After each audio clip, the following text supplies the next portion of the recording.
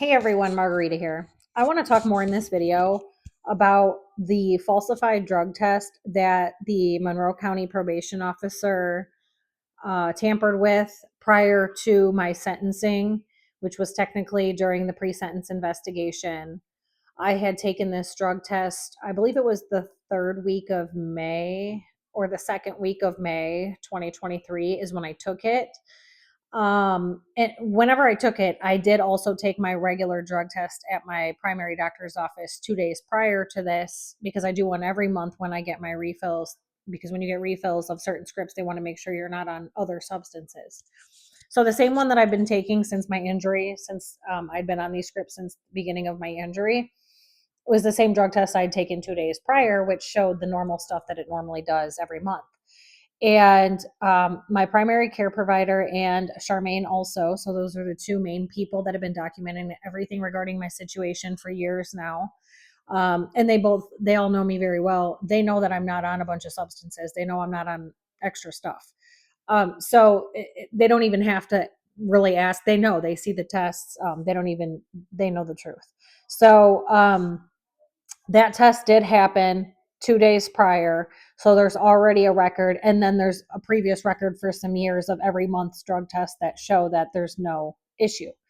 And then there's the falsified test. And then a little less than 24 hours later is when I was able to get the third party blood test that I got the, I got the write up for it from my primary doctor. And then I took it to a third party facility because they didn't actually take my insurance in their lab inside my doctor's office. So then I had to go to a different facility anyway.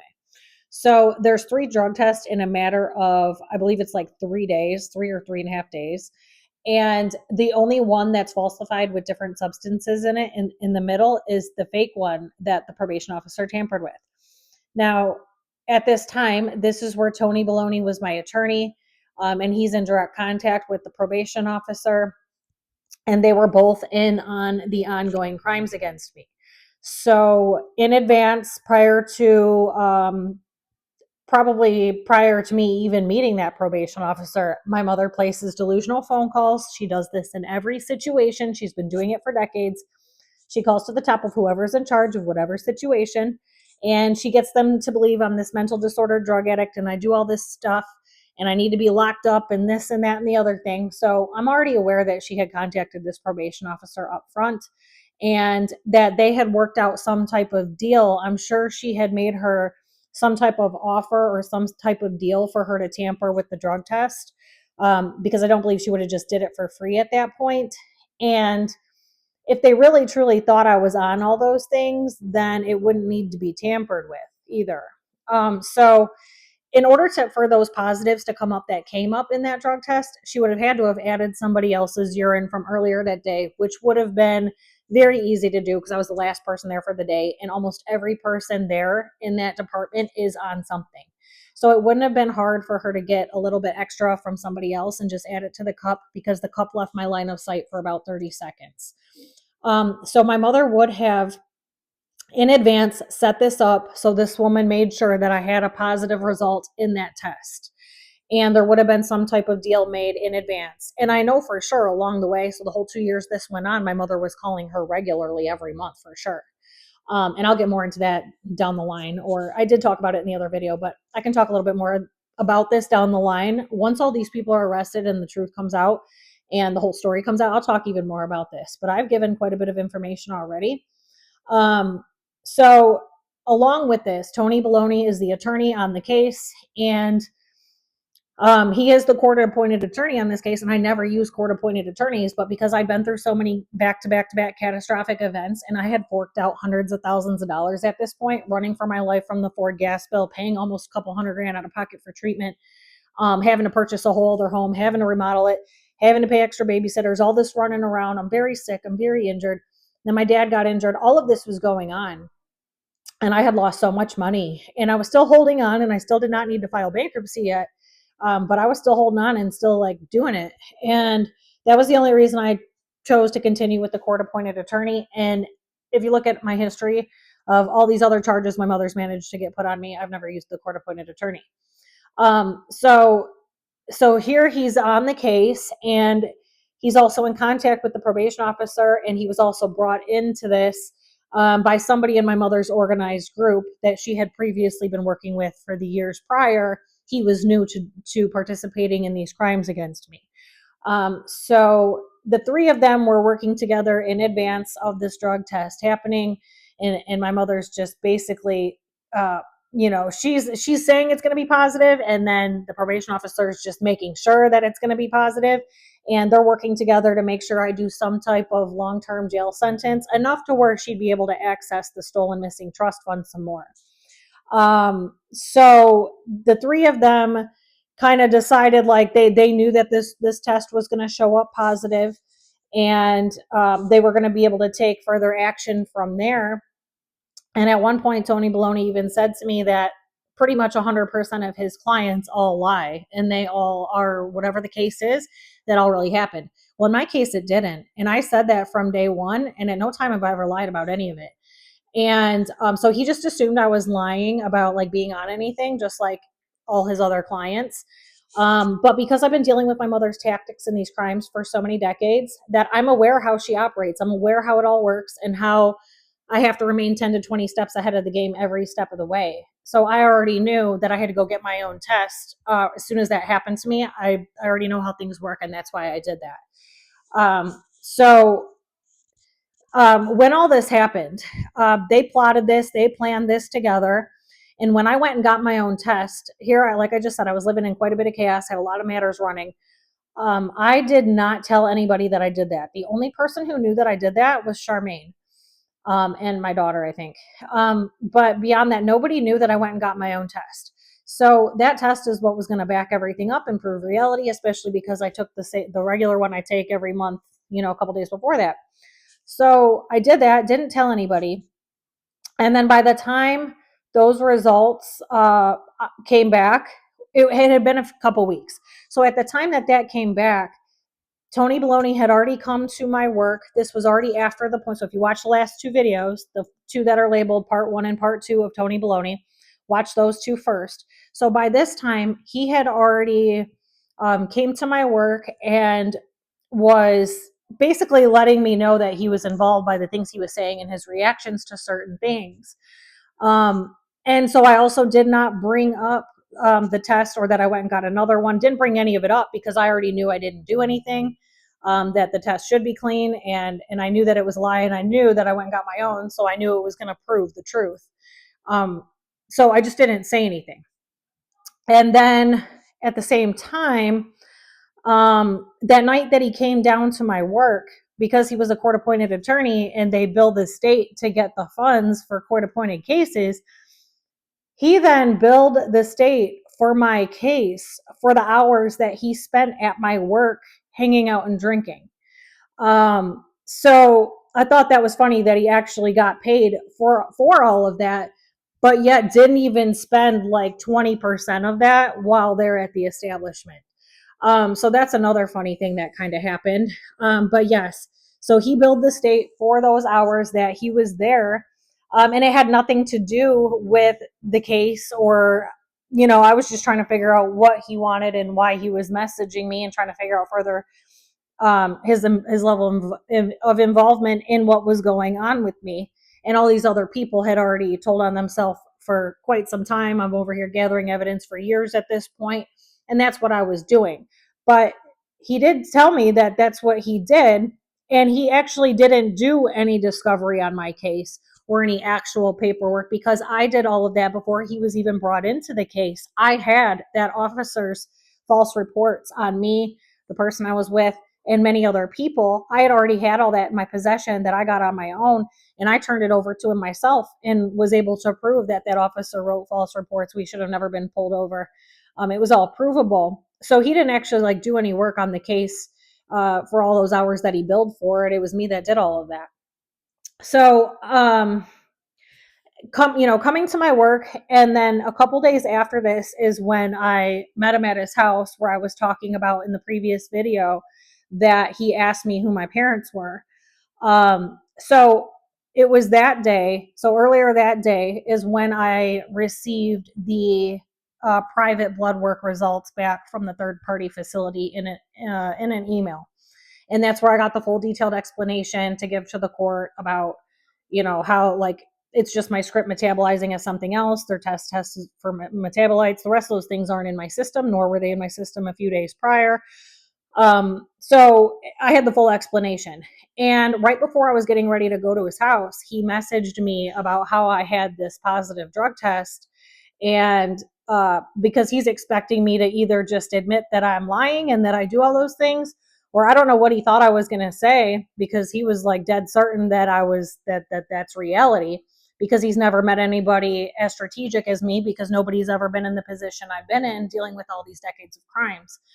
So I didn't say over the phone, he's expecting me to like, just that's the truth and that's it. He had no clue still that I took that test. So I just said, I'll explain when I get there.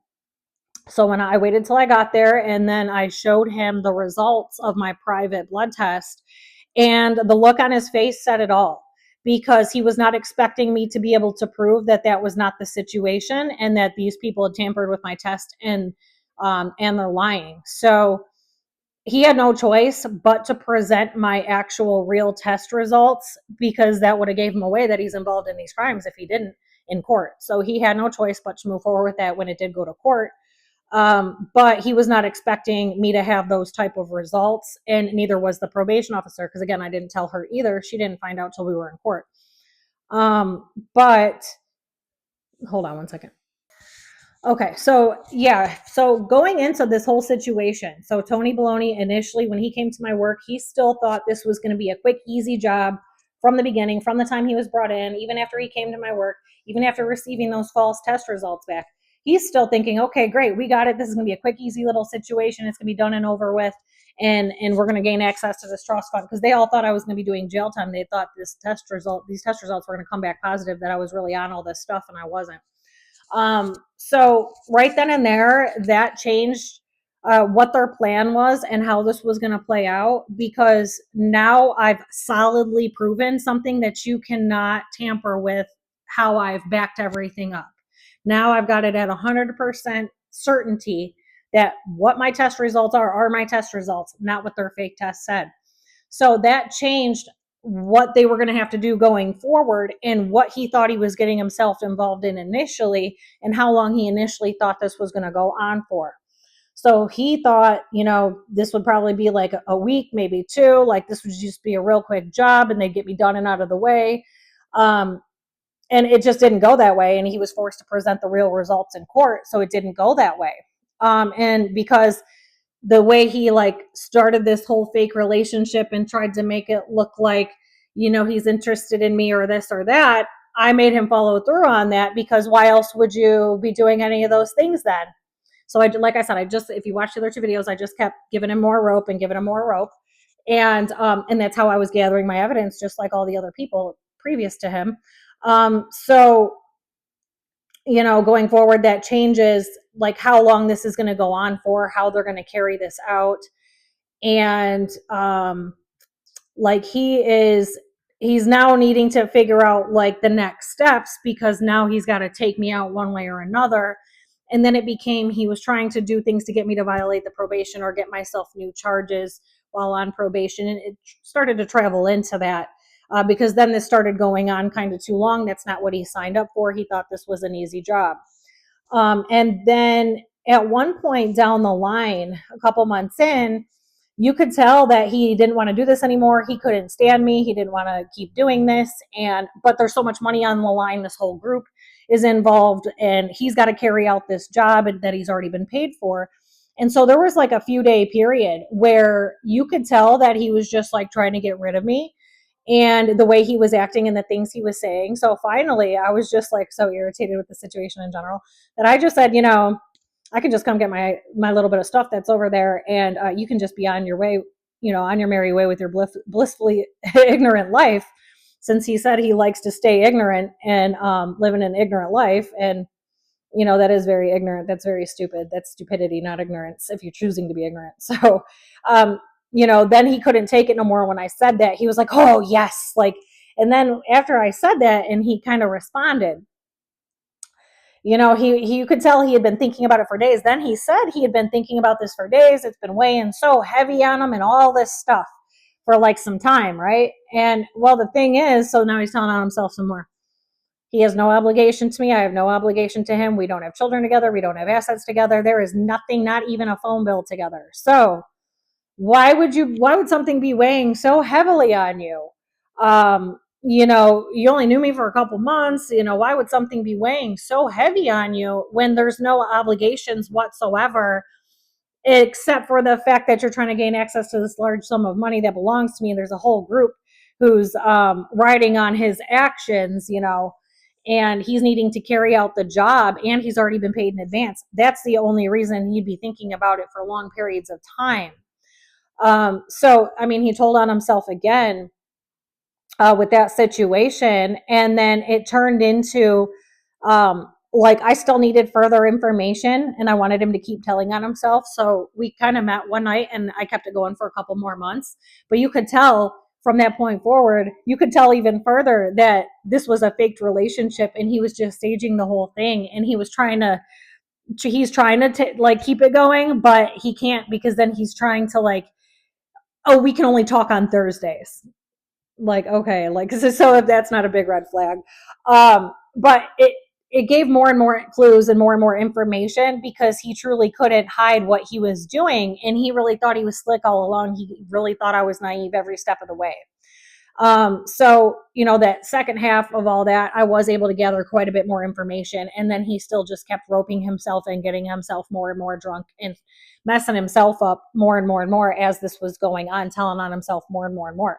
So that's what I was going for. I needed further information. I needed more proof. I needed more than what I had. So I was able to get it. But I'm not like a psychiatrist or a psychologist or anything, but I am pretty well versed in different mental and personality disorders because of the amount of people I've dealt with, the amount of situations I've dealt with. And he definitely has sociopathic tendencies, which explains a lot of the behavior. And people that are sociopaths, they just believe they're extremely smart. They're just so smart, but they're not smart enough to realize that there's people smarter than them. So he like way overestimated himself and way underestimated me is the problem here. So that is another part of the issue. There was just many things that came out over the course of those last couple months, and like down to the very end, he just heavily told on himself the last month or two, I'd say, just very heavily. So there is a lot more that I have not talked about in the videos and in many other videos. I haven't told the whole story in every video because, like I said, there's a lot of information I've kept to myself because a federal investigation needs to happen. Some of the stuff that I do know, the knowledge I have, does need to be given to investigators, not just to the general public. So eventually I will talk about more of all of this. But I just had to add that extra little bit in and talk about that drug test and how he was involved and what his perception was, and then how he thought this was just going to be a quick, short little deal and he was going to make this money real quick. But again, if you're going to school for that long of a period of time and you're portraying yourself to be so much better than me or better than other people or higher up on the chain, then why would you need to steal a portion of a trust fund or take shady money to engage and participate in those crimes against me when it fully belongs to me and no time should it ever have not been given to me? These are all 100% RICO crimes. So if you're really that smart and you really work that hard, then you wouldn't need to engage in such behavior whatsoever. But yeah, so I'll be back with another one. Thanks. Bye.